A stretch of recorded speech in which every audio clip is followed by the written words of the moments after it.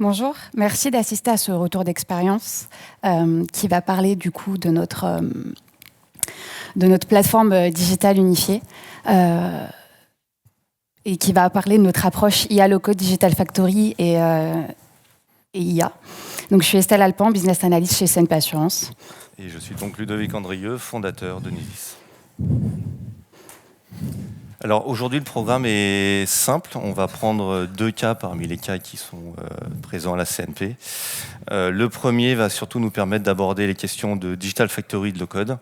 Et le deuxième, comme l'a dit Christophe, on va vous parler d'IA, un sujet un peu tendance en ce moment. Donc, avant de rentrer dans le vif du sujet, je vais vous dire quelques mots sur CNP Assurance. Donc, on est un groupe public international détenu à 100% par la Banque Postale. Vous pouvez voir notre logo, on a ajouté l'oiseau postal pour justement matérialiser ce rapprochement. En fait, on se base sur un modèle de distribution multi-partenariat. On a 345 partenaires distributeurs dans le monde. On est présent dans 19 pays, dont 17 en Europe et 2 en Amérique latine. On est deuxième en assurance vie et emprunteur en France, 5e en Europe et 4e au Brésil. Donc CNP Assurance, on est un assureur responsable qui a pour but, et on est très engagé dans on est plus de 8000 collaborateurs et on accompagne 13 millions d'assurés en épargne retraite et 36 millions d'assurés en prévoyance protection dans le monde. On est fortement engagé pour créer une société plus inclusive et de dépasser du coup la limite de l'assurabilité. Par exemple, on a un index 100 d'égalité salariale femmes-hommes. On est aussi, je ne sais pas si vous en avez entendu parler, en 2024, on a une campagne commerciale qui a permis de supprimer des surprimes sur les contrats liés au cancer du sein pour les personnes qui ont surmonté cette maladie. Et on a investi plus de 29 milliards d'euros dans des fonds verts. Donc aujourd'hui, on va s'intéresser un petit peu plus à la CIA. Pas les services secrets, non, c'est mon service, c'est client et IA. On a à peu près 40 collaborateurs. On est organisé autour de 3 pôles. Le premier, c'est IA et Smart Automatization, qui va adresser les besoins d'automatisation des processus via des robots, avec une plateforme d'orchestration. Et aussi, on va mettre à disposition des services d'intelligence artificielle. Notre objectif, c'est de les industrialiser et de les mettre à disposition de manière transverse pour toute l'entreprise. On a un deuxième pôle, c'est l'expérience client, qui lui va proposer des solutions soit sur mesure, soit clé en main avec des nouvelles technologies telles que le no-code. Et on a le troisième pôle qui est l'expérience collaborateur, qui lui, il va adresser des solutions IT pour les besoins de la direction de la communication.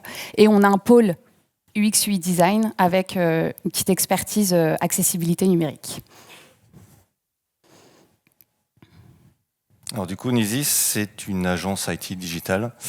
Notre credo, c'est globalement de séréniser l'innovation et la transformation digitale. Notre objectif, c'est de résoudre les problèmes techniques pour que nos clients se concentrent sur la création de valeur métier. En termes de compétences, on va avoir digital experience, low-code, cloud, data, IA. Et bien sûr, en termes d'activité, de l'audit, du conseil, formation, rémédiation, accompagnement.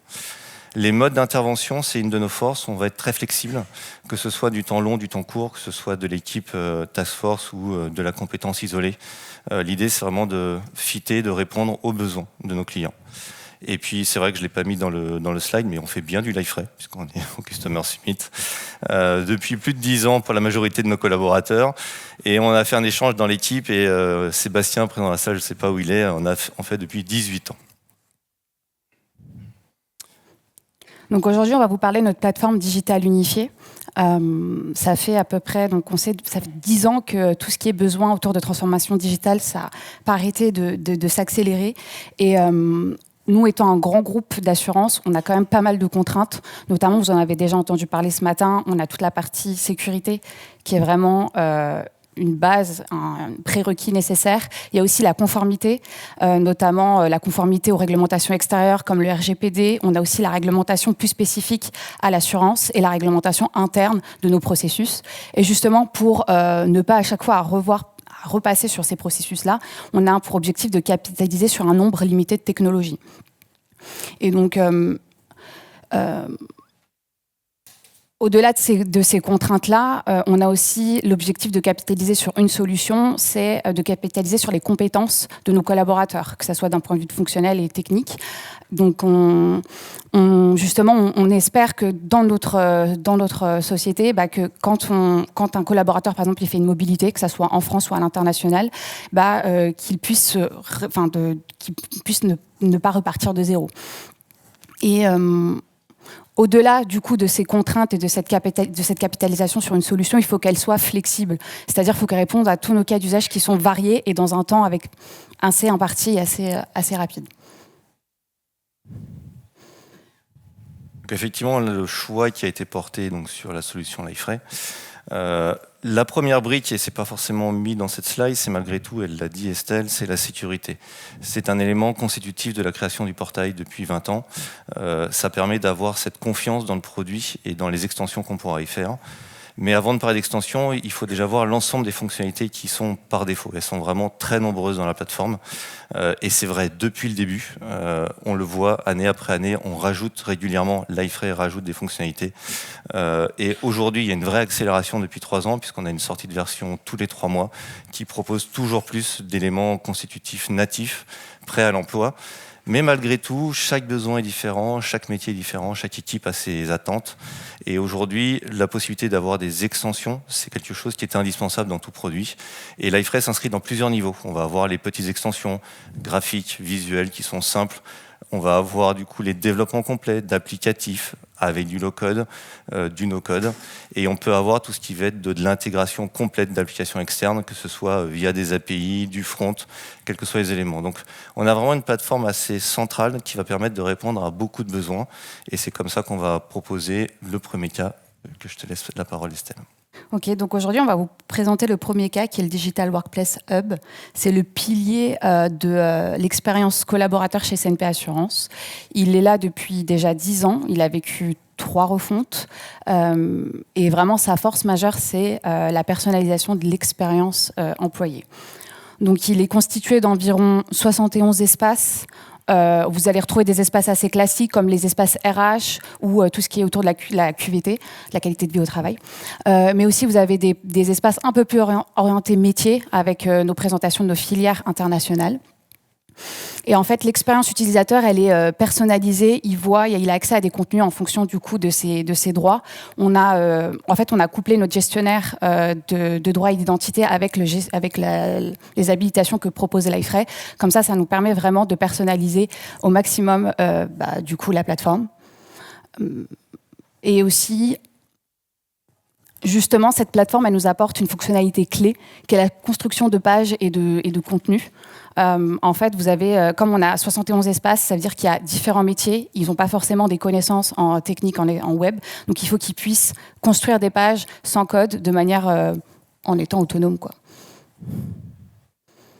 Ça, c'est un peu un exemple pour montrer la vision arrière. Donc, ce que le contributeur va voir, c'est le page builder. Et finalement, on est déjà dans cette approche no-code, puisqu'il n'a aucun besoin de compétences. Beaucoup de design, beaucoup de pages se fabriquent sur de l'HTML, du CSS, des JS, des éléments qui sont finalement assez grossiers et malsains pour un utilisateur final qui veut juste construire sa page.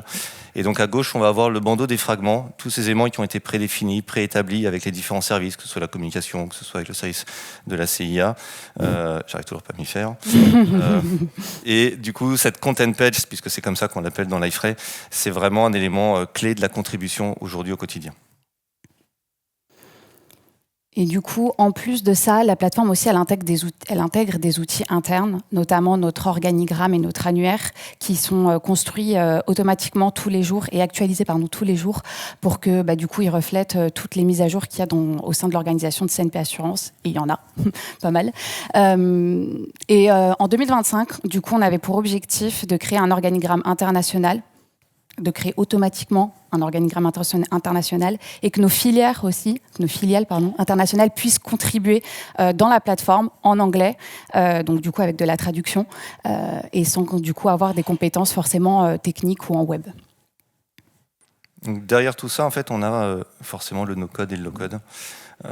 C'est quelque chose qui est assez intéressant parce qu'aujourd'hui, on en parle beaucoup, mais en réalité, Liferay le fait depuis de très nombreuses années, même bien avant que ça soit un peu une hype, si on peut l'appeler comme ça, ce mot, parce que quand vous aviez, pour les plus anciens d'entre vous qui avaient le produit des web content avec des templates, vous faisiez déjà du low-code, vous aviez que le front à fabriquer. Quand pour les développeurs, s'il y en a quelques-uns ici aujourd'hui, vous aviez le service builder qui permettait de fabriquer tout un ensemble de tables, de services, de classes, mais vous ne codiez pas. Aujourd'hui, Liferay a vraiment pris le parti pris de prendre l'ensemble des éléments et pas simplement ces briques unitaires pour fabriquer une construction complète de A à Z de tout ce qui va être applicatif, qu'il soit petit ou grand. On va prendre en compte aussi bien toutes les CRUD, donc les tables, on va prendre les API pour vous interconnecter avec le reste du SI, on va prendre les écrans, on va prendre le headless pour faire de la contribution dédiée. Tous ces éléments-là sont aujourd'hui natifs dans le code et ça s'appelle donc Liferay Object et c'est ce qu'on a utilisé du coup sur l'annuaire. Ça, c'est la vision arrière que vous avez du low-code. Et donc, vous avez vraiment cette compréhension du métier des tables, des éléments constitutifs, de ces relations entre les différentes briques. Et donc, vous avez votre vision applicative. Un des éléments intéressants de ça, c'est que finalement, cette vision qui est transverse et homogène dans l'application maintenant, dans tout le portail Liferay, a aussi un avantage sur la documentation. Quand vous faisiez vos MEP, vous aviez souvent une documentation plutôt à jour. Vous avez peut-être votre Confluence ou l'outil de saisie qui était bien. Et progressivement, les MEP se suivent, les projets évoluent, les évolutions viennent, la doc dérive tout doucement. Je ne dis pas que ça résout toute la doc, hein, c'est pas le point. Je dis juste que sur les éléments plutôt techniques, vous avez forcément une doc à jour parce qu'elle représente en temps réel votre production. Ça, c'est donc l'exemple de l'annuaire V2 cette fois-ci, puisque Estelle vous a parlé de la V1, qui était il y a 10 ans. Celui-là a été fait il y a 1 an à peu près. Une de ses grosses forces, c'est qu'on a pu comparer le temps nécessaire et le coût nécessaire entre l'époque et le maintenant. Et on a eu une division de x3, x4 sur le coût de construction, puisque c'est ça vraiment l'élément intéressant, c'est qu'on a eu beaucoup moins de choses à faire nous, puisque le portail en a fait beaucoup plus pour nous à notre place. Ces éléments-là sont aussi capables de fabriquer différentes vues possibles, comme des écrans complets ou des petites pop-up ou des éléments animatifs. Et pour vous donner l'exemple complet, voilà, c'est exactement ce modèle-là aujourd'hui qui est présent dans la V2 qu'on a en production chez CNP Assurance. Donc Liferay, c'est quoi? C'est un ensemble de briques et de briques. Il y en a beaucoup. Il est clair que vous n'utiliserez jamais tout. Je ne connais pas aujourd'hui de projet. Si vous arrivez à en faire un, je suis très intéressé. Mais c'est pas ça l'important. L'important, c'est de savoir qu'on va avoir de quoi faire énormément de projets rapidement, puisqu'on va avoir l'ensemble de ces briques disponibles. Dans le cas, par exemple, de l'API pour l'annuaire, on a utilisé tout ce qui va être le Headless REST API. On va pouvoir construire automatiquement par Liferay ces connecteurs pour brancher l'annuaire et l'organigramme dynamique que vous avez vu. On a du GraphQL aussi qu'on peut utiliser. Les views, les layouts, les écrans que vous avez vus juste avant ont été générés par Liferay. On est juste venu mettre un petit peu d'habillage graphique pour tendre à la charte graphique de CNP. Toutes ces briques-là, de toute façon, au final, je ne vais pas les détailler tous, sont finalement l'ajout, version après version, besoin après besoin que vous avez exprimé et auquel le produit cherche à répondre. Les points clés de ce premier projet, bien sûr l'hyper-personnalisation, que ce soit au niveau d'un service, que ce soit au niveau d'une personne, que ce soit au niveau de l'entreprise, les droits, la finesse, le grain, la vision, les contenus présentés sont tous spécifiques. Le low-code, no-code nous a permis de construire des applications type l'annuaire. Liferay Object a permis d'intégrer tout ça dans un parcours complet. Et la brique low-code de la construction des pages, du page builder, permet d'avoir cette contribution par des webmasters non techniques facilitée. L'idée finalement de tout ça, c'est de dire qu'aujourd'hui on a une plateforme, la Digital Workplace, qui est au-dessus de la plateforme Liferay, elle-même au-dessus de la plateforme du SI de CNP. Du coup, on va passer à notre deuxième cas, qui est notre outil de knowledge management, qui du coup intègre le cœur métier de CNP Assurance, qui est l'assurance individuelle. Donc c'est une application qui recense des fiches qui sont structurées dans des fonds documentaires. Il y a une organisation il y a une structure du contenu qui est assez importante et qui est plutôt bien définie.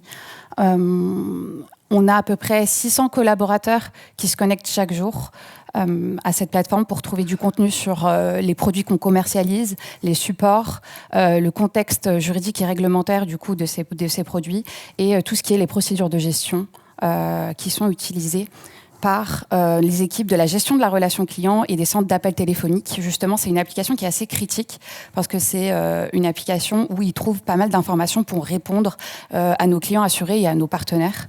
Donc, elle est assez importante comme application aujourd'hui. Donc là, vous avez une deuxième page, c'est ce qu'on appelle la recherche par fond de documentaire. Donc c'est une page assez standard, vous avez des filtres sur la gauche, une recherche contextuelle et du coup la liste des fiches qui s'actualisent en fonction de vos résultats. Donc le contenu est assez structuré. Une fiche, en fait, elle est constituée d'un en-tête avec des métadonnées et des sous-onglets de contenu qui sont mis à jour par une équipe, donc l'équipe Savoir 360, c'est une équipe interne à la CNP. C'est quotidien, les actualisations, elles sont vraiment quotidiennes, on n'arrête pas, et ça n'arrête pas, ça continue. Ils sont beaucoup en plus, il y a du besoin. Et donc là, dans cette application, il y a bien évidemment une recherche globale au site. On sait très bien que c'est vraiment la fonctionnalité primordiale dans cette application. En 2023, on a fait une refonte de l'application. On est passé en l'iframe 6.1, 6.2 vers du 2.7.3. Voilà, on a fait un upgrade qui a été aussi costaud en termes de mise à jour. Et du coup, on a passé pas mal de temps aussi pour pouvoir optimiser du coup, les résultats de recherche. On a notamment intégré un gestionnaire de synonymes, notamment dans le langage assurantiel. En fait, vous avez beaucoup d'acronymes ou d'abréviations. Par exemple, un rachat total, un rachat partiel, on va écrire RT, RP pour aller plus vite. Donc, il fallait que la plateforme puisse les interpréter. Ou sinon, vous avez des textes de loi. Par exemple, la loi de mutation, c'est 757B. Donc, si on ne le sait pas, la plateforme elle va avoir un petit peu du mal à savoir qu'on parle de droit de mutation quand on parle de 757B. Et on a aussi attribué du scoring. Donc, on a attribué des poids sur nos fiches en fonction de leur nature, en fonction de leur nombre de vues, pour justement optimiser ces résultats de recherche. Mais en réalité, on est arrivé à un point où cette recherche par mots présente certaines limites. Je vais prendre un cas concret qu'on a vécu. Si je vous parle de démembrement, habituellement, vous allez me dire, ça fait longtemps que je n'ai pas entendu le mot, ou vaguement, j'ai vu un fait divers, ou je regarde des films pour public averti. Bon, très bien. Mais en réalité, dans le monde assurantiel, c'est un mot qui est très courant, qui a une vraie valeur et qui est d'un usage assez régulier. Et donc, expliquer au moteur de règle que ce mot-là ne suit pas les mêmes choses que les autres, on arrive à un point de non-retour où on commence à fabriquer n'importe quoi. Donc pour ça, et c'est évident, vous allez me dire, depuis on a inventé la recherche sémantique. Et c'est effectivement ce qu'on a fait. On a fait un POC sur la recherche sémantique avec CNP. On a mis en place les différents éléments. Mais on arrivait à un autre problème cette fois-ci qu'on n'avait pas forcément anticipé, qui était l'usage. Cette recherche, bon an, mal an, avec ses défauts ou ses forces actuelles, elle contente les utilisateurs qui se sont habitués. Un peu comme le vieil ami un peu bourré en soirée, c'est notre ami, on l'aime bien, mais il pousse un peu des fois.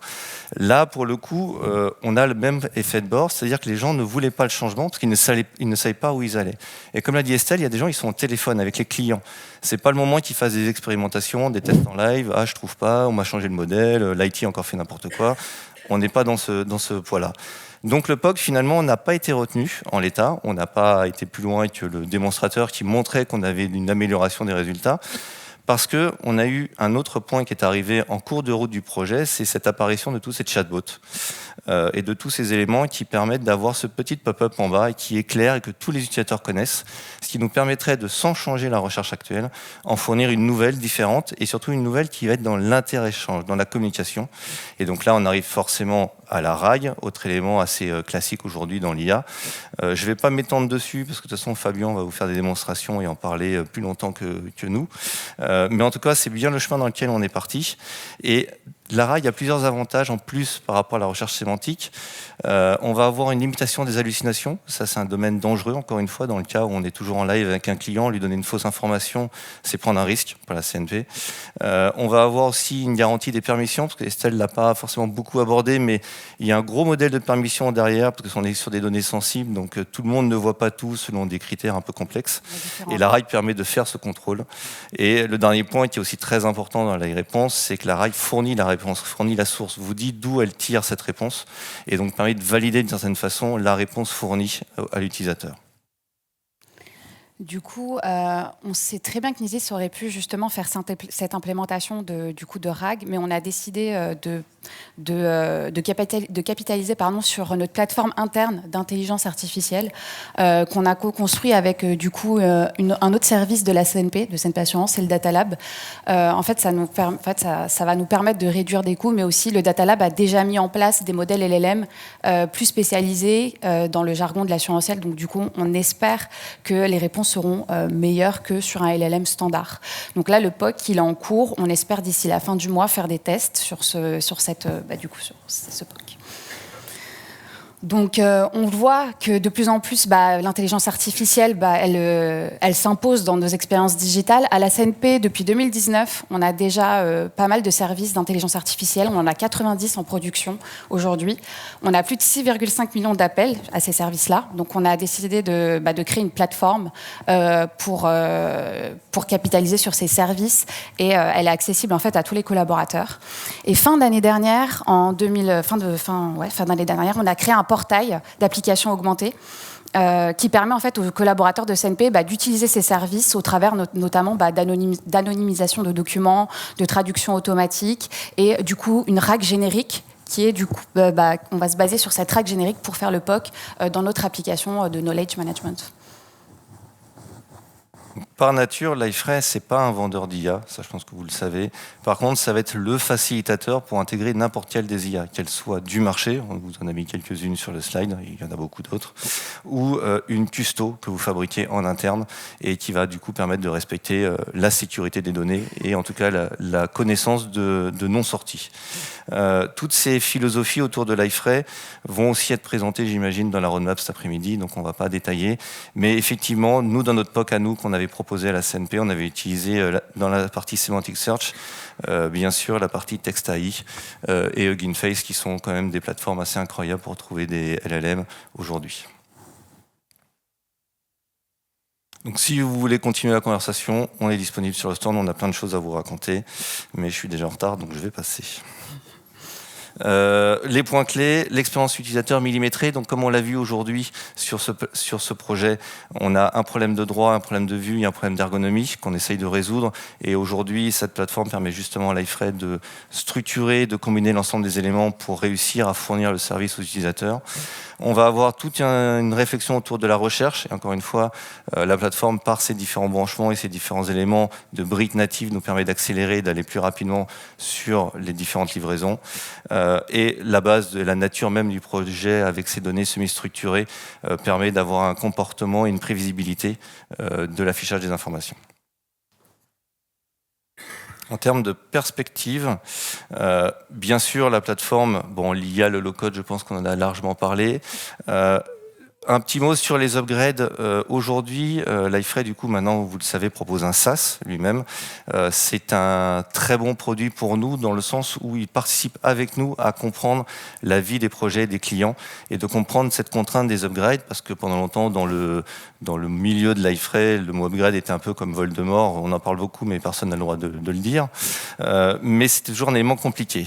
Aujourd'hui, vraiment, on le voit avec toutes les sorties régulières, la façon de le programmer, la façon d'intégrer les customisations. On a vraiment une vraie accélération et une vraie liberté pour fabriquer des projets rapidement, sans contrainte de version, de montée et d'upgrade.